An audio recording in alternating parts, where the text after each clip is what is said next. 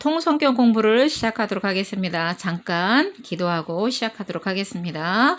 하나님 아버지 감사합니다. 오늘도 주의 은혜 가운데 거하게 하셨다가 하나님 앞에 나와서 또 이렇게 주일 성수 잘하게 하시고 또 잠시 하나님의 말씀을 배우는 시간을 가지고자 합니다. 이 시간에 영의 귀가 열리게 해주시고 성령님 이 시간에 동행하여 주시고 조명하여 주셔서 깨닫는 은혜를 더하여 주시옵소서. 감사와 찬양을 드리며 거룩하신 예수님의 이름으로 기도합니다. 아멘. 자, 제가 이렇게 교재와 함께 이제 그 통성경을 가르치는데 오늘은 저희가 이제 하고 있는 그 부분이 어디냐면 민수기의 부분입니다. 계속적으로 민수기를 했었었는데 그동안에 이제 이렇게 우여곡절이 많아서 코로나 때문에 많이 진행을 하지를 못했습니다. 자, 우리가 오늘 해야 되는 부분은 어떤 부분이냐면 여기 보면 책에도 잘 동영상으로 잘 나와 있겠지만 민수기 우리가 이제 22장부터 31장까지의 내용을 가지고 이제 공부를 하는데 아무래도 많이는 못할 것 같아요. 10분이기 때문에. 그래서 이제 우리가 지난번에 했었던 민수기의 내용을 잠깐만 우리가 간추려서 말씀을 드려보면은요.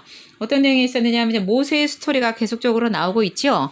하나님께서 이제 지금의 이스라엘 땅, 정말 젖과 꿀이 흐르는 땅인 가나안 땅으로 이렇게 가라고 진군을 명하셨어요. 진군을 명하셨는데 우리가 20장에 보면 정말 너무 정말 우여곡절을 겪어서 많은 전쟁을 치르고 힘든 일도 많았지만 광야를 거쳐서 이제 드디어 우리가 이제 그 뭐냐면은 이스라엘 백성들이 가나안 땅 가까운 곳에 도착을 했는데 민수기 20장에 보면 너무나도 가슴 아픈 사건들이 많이 생겨납니다. 그게 바로 뭐냐, 첫 번째가 뭐냐 하면 모세의 형이었던 아론이 죽게 됩니다. 또 모세의 누나였던 왼쪽 팔이고 오른쪽 팔의 기둥 그런 역할을 감당했던 또 누구냐 하면은 모세의 또 이렇게 누나가 미리암이라는 그 누나 선지자가 죽게 되죠. 그래서 뭐 죽게 되는 거는 하나님의 징벌 때문에 죽게 되는 것은 아니고요. 이제 이렇게 나이가 연로해서 이제 나이가 차서 이렇게 이제 자연사하시게 되는 건데 이런 오른쪽과 왼쪽의 팔의 역할을 감당했던 사람이 이렇게 이제 그 죽음을 맞이했기 때문에 모세에게는 굉장히 어떻게 보면은 큰 충격일 수 있겠죠. 그리고 두 번째가 이제 어떤 일이 있었느냐 하면 또 20장에 보면은 모세가 무리바라는 곳에서 정말 그동안에 순종을 너무 열심히 잘하고 정말 주의 종으로 역할을 잘 감당하다가 마지막에 하나님 앞에 불순종을 하죠. 그래서 반석을 막 이렇게 반석을 이제 이렇게 홧김에 막 내리쳐서 하나님 앞에 불순종함으로 인해서 결국은 가나안 땅에 못 들어갑니다. 저도 이제 이렇게 하나님의 부르심을 받아서 전도사로 사역을 하고 있지만 정말 이런 일이 정말 자기 평생의 모든 것의 부귀영화를 다 버리고 이집트 왕자의 부귀영화를 다 버리고 하나님 앞에 순종함으로 나왔는데 자기가 꿈꾸는 그 사명을 이루지 못한다면 얼마나 가슴이 아플까라는 그런 생각을 많이 하게 됩니다. 그럼에도 불구하고 우리가 모세를 통해서 이렇게 깨닫고 또 이렇게 우리가 많이 우리가 기억하고 회복해야 될 얘기는 무엇이냐면 그럼에도 불구하고 모세는 마지막까지 뭐냐면 최선을 다한다라는 겁니다. 너무나도 가슴 아픈 일들로 인해서 절망할 수밖에 없고 또 이렇게 낙심할 수밖에 없는 그런 상황에서 모세는 다시 일어섭니다. 하나님 앞에 기도하면서 다시 일어서는데 그래서 마지막에는 어떤 일을 감당하느냐면 첫 번째 후계자를 양성합니다. 그 후계자가 바로 누구냐 하면 여호수아죠. 여호수아에게 모든 것을 이렇게 이양을 해주고 하나님이 세우신 그런 마지막 후계자인 그 여호수아에게 모든 것을 이임해주는 과정을 거치고 두 번째는 뭐냐 하면은요. 우리가 민수기 21장에 보시면 알겠지만 모압 동편이라는 건 뭐냐 하면 가나안 땅 맞은편을 얘기하는 건데 자, 제가 지도로 잠깐 한번 보여드리도록 하겠습니다. 이렇게 지도로 보시게 되면은요. 자, 지도에 이렇게 보시면 지도가 거꾸로 됐네요. 자, 지도를 이렇게 보시게 되면 우리가 이제 지도가 이렇게 잘 나와 있는데요.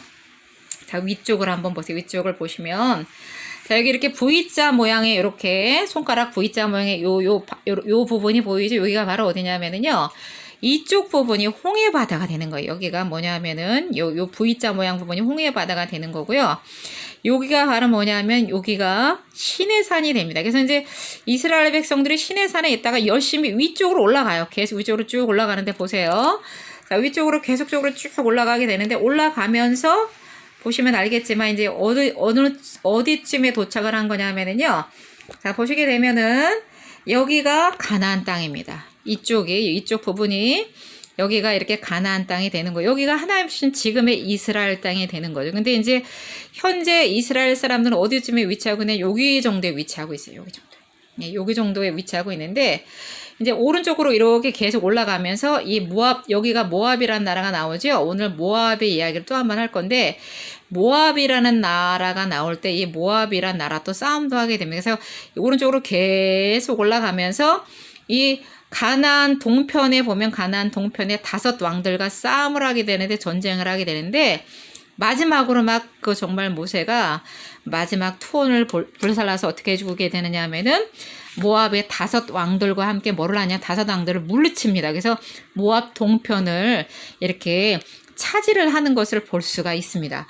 그래서 이제 우리가 보게 되면 그래서 이 전쟁을 통해서 어떤 일이 벌어지느냐 하면은요 아모리 왕 시온의 땅도 차지하게 되고 그 다음에 바산 왕 그 옥의 땅도 얻게 돼서 요단 동편을 다 차지를 하게 됩니다. 그래서 나중에 요단 동편을 또 나중에 이스라엘 백성들이 가나안 땅을 점령할 적에 이렇게 나누어 가지게 됩니다. 그래서 이런 이제 전쟁의 역사가 있게 되죠. 그래서 이제 정말 하나님의 은혜로 가슴 아픈 일도 있었지만 승승장구하면서 어떤 일이 벌어졌냐면 이제 계속적으로 이제 전쟁을 통해서 정복을 해나가고 있는데 오늘 정말 이스라엘 백성들이 너무너무 충격적인 사건이 벌어집니다. 그 사건이 바로 뭐냐면요. 오늘 보면 아시겠지만 여기 한번 보시기 바라겠습니다. 여기 큰 제목이 뭐라고 되어 있느냐면 2번째 인구조사와 새 지도자라는 이런 말이 나와 있죠. 여기서 새 지도자라는 거는 누구를 의미하느냐 하면 당연히 여호수아를 지칭하는 겁니다. 여호수아를 지칭하는데 여기 보면 큰 제목으로 뭐라고 되어 있냐면은 모압왕 여기 보시면 알겠지만 모압왕 발락의 이야기라는 스토리가 나와 있어요. 여기 보면 이제 우리가 민수기 22장에 보시게 되면 모압왕이 나오고요. 모압왕 발락이라는 사람이 등장을 하게 됩니다. 그리고 또 누가 등장을 하느냐 하면 거짓 선지자인 발람이라는 사람이 등장하게 됩니다. 이 두 사람이 정말 쌍벽을 이루어서 정말 그 이스라엘 백성들을 저주하고 이스라엘 백성들에게 큰 상처를 안기게 되는데 그 사건이 바로 뭐냐 하면 민수기 25장에 나오는 바알부올 사건이라는 것입니다. 바알부올의 사건은 뭐냐면은 그 바알부올의 사건을 통해서 이스라엘 백성들이 하나님한테 심판을 받게 됩니다. 심판을 받게 될 적에 자그마치 24,000명이 죽습니다. 전염병을 통해 하나님의 심판이 임함으로 인해서 24,000명이 죽게 되는데 왜 이런 일이 벌어지느냐 여기 보면 2 사람이 나타나면 한 사람은 누구냐 모압왕 발락이라는 사람이 나타나고 또 한 사람이 여기에 동조하는 발락이라고 하는 아주 거짓 선지자 지금으로 따지자면 2단 사이비 정도 되겠죠. 2단 사이비가 딱 나타나서 정말 이제 하나님의 그 백성들을 저주하는 사건이 벌어지는데 모압왕 발락이라는 사람이 자기가 이렇게 주변에 많은 민족들의 이야기를 들으니까 하나님이라는 신이 너무 위대해서 모압 동편의 모든 사람들을 치고 그러니까 너무 막 가슴이 떨리고 자기네 나라도 망하게 생겼으니까 하나의 꾀를 생각해냅니다. 그게 바로 뭐냐 하면은 여기 발락이라는 사람을 동원을 해서 거짓 선지자 발락이라는 사람을 동원을 해서 어떻게 하냐면 하나님의 그 백성들을 저주해라. 너는 내가 뇌물을 돈을 많이 줄 테니까 하나님의 뭐냐면 백성들을 저주를 하라고 시켜요. 근데 그래도 이제 발락이라는 사람이 처음에는 그래도 약간 마음이 약했는지 3번의 거절을 합니다. 3번의 거절을 하지만 3번을 거절을 하면 할수록 어떻게 하느냐 하면 발람이라는 사람이 계속 뇌물을 줍니다. 뇌물을 줘서 결국은 이 사람이 타락을 하게 되죠. 타락을 하게 돼서 나중에 결국은 3번이나 거절을 하지만 결국은 하나님의 백성들을 저주하는 입장에까지 이렇게 놓이게 됩니다. 그래서 우리가 참 이게 안타까운 게 뭐냐면 하나님의 성도들도 그렇고 주의 종들도 그렇고 처음에는 잘 하나님 앞에 아름답게 씁니다. 헌신하고 봉사하고 정말 순수한 마음을 가지고 하나님 앞에 아름답게 순수한 신앙생활을 하다 우리의 마음이 나중에 변질이 되는 거죠. 무엇 때문인지 모르겠지만 오늘 보면 거짓 선지자인 그 발람이라는 사람은 물질의 유혹에 넘어져요. 물질의 유혹에 넘어져서 계속적으로 어떻게 되는 거냐면은 이 사람이 결국은 주의 종을 탁 내던져 버리고 오히려 저주하는 그런 역할을 합니다. 어떻게 보면 우리 시대에 이런 일이 많지 않을까라는 그런 생각을 하게 되고 또 이렇게 주의 성도들도 너무 세상에 빠져 살다 보면 내 안에 하나님이 없어요. 제가 이렇게 이렇게 주중에 살아오면서 기도를 하면서 무슨 생각을 했냐면, 나도 너무 신앙적으로 주의 종이지만 마음이 너무 건조하고 메마른 것이 아닐까라는 생각을 하게도 됐습니다. 그래서 이렇게 집에 보면은, 저희 교회에서 주신 그 예수님의 그 그림 캘린더가 있어요. 그래서 그 캘린더를 볼 때마다, 내 마음속에 예수님이 너무 적게 계신 것은 아닐까라는 그런 생각을 하면서 저도 이렇게 회개를 하게 됩니다. 그래서 결론적으로 말하자면, 이 모압 왕 발락과 발람의 계략에도 불구하고 이제 이스라엘 백성은 오히려 하나님이 역사를 하셔갖고 그 뭐냐면은 발람을 확 잡아요. 하나님 성령님께서 임하셔갖고 그 발람을 잡음으로 임해서 성령님의 임재로 말미암아서 결국은 축복을 해줄 수밖에 없습니다. 축복을 3번 하는 거, 저주를 3번을 하려고 그랬는데 성령님이 강하게 임재함으로 말미암아서 자기 입에서 저주가 나오지 않고 축복이 나오는 거예요. 그래서 3번의 축복을 하게 됩니다. 그 이후에 이제 이 두 사람이 아무리 막 모략 중상을 꾸며도 안 되니까 나중에 한 깨를 내는데 그게 바로 뭐냐면 이 발람이라고 하는 이 악한 선지자가 어떤 깨를 내느냐 하면 그러면 이렇게 해도 안 되고 저렇게 해도 안 되니까 이스라엘 백성들을 멸망시키는 방법은 한 가지다. 이 사람들을 유혹해서 이 사람들 스스로 죄에 빠지게 해서 정의로우신 하나님, 공의로우신 하나님이 죄악에 물든 사람을 심판할 수밖에 없는 그런 공의의 속성을 이용해서 이스라엘 백성들을 올무에다 가두자 이렇게 생각을 하는 거예요. 그래서 이 사람들이 이제 그런 꾀를 내갖고 이 뭐냐면 발람이 그런 악한 꾀를 냅니다. 그래서 이제 시딤이라는 곳에 이렇게 이제 행군을 하다가 그 부올이라는 곳에 이렇게 이스라엘 백성들이 이렇게 이제 뭐를 하느냐 하면 도착을 하게 되는데 그곳에서 바알의 예배를 막 드립니다. 모압 사람들과 그 모압 사람들이 바알의 예배를 드리는데 바알이라는 건 뭐냐면요. 바알은 가나안 땅의 그 섬기는 신 중에 하나예요. 근데 굉장히 음란한 신이에요. 그래서 뭐냐면 이제 그 여사제와 또 이제 그 성도들 간에 아주 악한 그런 일을 도모하는 그런 일을 담당하는 아주 그냥 그 뭐냐면은 눈 뜨고 볼 수 없는 그런 우상을 섬기는 그런 바알이라는 신을 섬기게 되는데요. 이 바알의 그 제사를 막 그 앞에 사람들 앞에서 이스라엘 백성들 앞에서 이렇게 막 드리면서 여자들을 지금으로 따지자면 미인계를 이용해서 이스라엘 남자들을 다 유혹을 해서 그 자리에 참석하게 하는 거예요. 그래서 이렇게 참석을 하게 되면서 어떻게 됐냐면 결국은 어거지로 이제 원하지 않았지만 이로 인해서 이스라엘 백성들이 우상에게 절하게 되고 하나님의 심판에 임하게 됨으로 말미암아서 어떻게 되느냐 하면 하나님의 진노가 임하게 되죠. 그래서 여기 보면은 발람이 얼마나 악한 자로 되느냐면 발람이 어떻게 되느냐면 우리 이렇게 써 있어요. 어떻게 써 있느냐 하면은 발람이 우리가 이제 그 나중에 요한계시록 2장 14절에 보면 이런 말이 나와요. 어떤 말이 나오느냐 하면 요한계시록 2장 14절에 보면 발람의 교훈을 지키는 자에 대한 얘기가 쭉 하고 나오면서 발람이 발락을 가르쳐서 이스라엘 자손에게 걸림돌을 우상의 제물을 먹게 함으로써 걸림돌을 놓았다. 이런 표현이 나온다는 거예요. 그러니까 그냥 하나님의 방법으로는 안 되니까 이스라엘 백성들을 유혹해서 하나님 앞에 죄로 넘어질 수 있도록 이렇게 악한 꾀를 냈다는 거예요. 근데 하나님이 그거를 다 지켜보고 계신 거죠. 그래서 이제 결국은 이런 악한 그런 발람의 꾀로 인해서 이스라엘 백성들의 바알부올에서 큰 죄를 저지르게 되고 24,000명이 죽게 됩니다. 그래서 이 일로 인해서 어떤 일이 벌어지느냐 하면 아까도 얘기했지만 큰 심판을 받게 된다라고 얘기를 해줬죠. 그래서 우리가 여기서 기억해야 되는 건 뭐냐면요.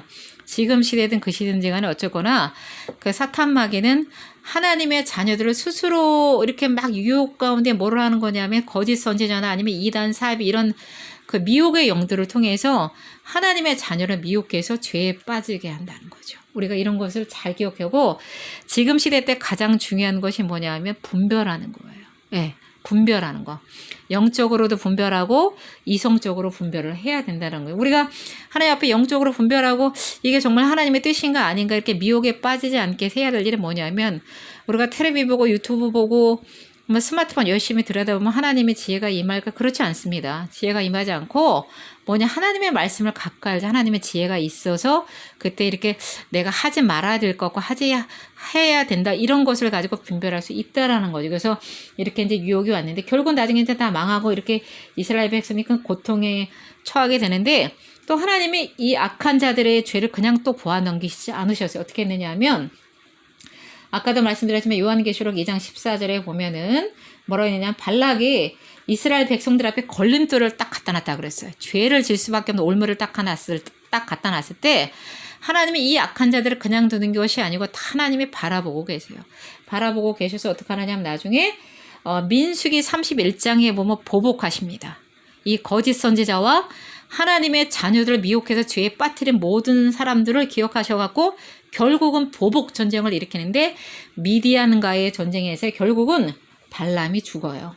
그렇게 머리 좋고 온갖 깨를 해서 그 이스라엘 하나님의 성도들을 유혹했던 그 발람이 어떻게 되냐면 나중에 여러분들 그 민수기 31장을 읽어보시면 알겠지만 민수기 31장에 보면은요 하나님이 칼로 쳐서 죽입니다. 반드시 너희들은 그 누구냐 하면 발람을 반드시 죽여라 하나님이 명령을 할 적에 31장에 미디안의 원수들도 다 죽이고 발람도 쳐 죽인다라는 표현이 나오는데 31장 2절에 보면 이런 구절이 나와 있다라는 거죠. 그래서 우리가 하나님 앞에서도 이렇게 경건하게 바로 서야 되겠고 또 한 주간도 우리 성도님들께서 하나님의 말씀을 가까이 해서 정말 코로나도 잘 이겨내시고 하나님의 보혈의 피로서 덮어주셔서 건강 지키시고 평안하시기를 간구드리겠습니다. 기도하고 마치겠습니다.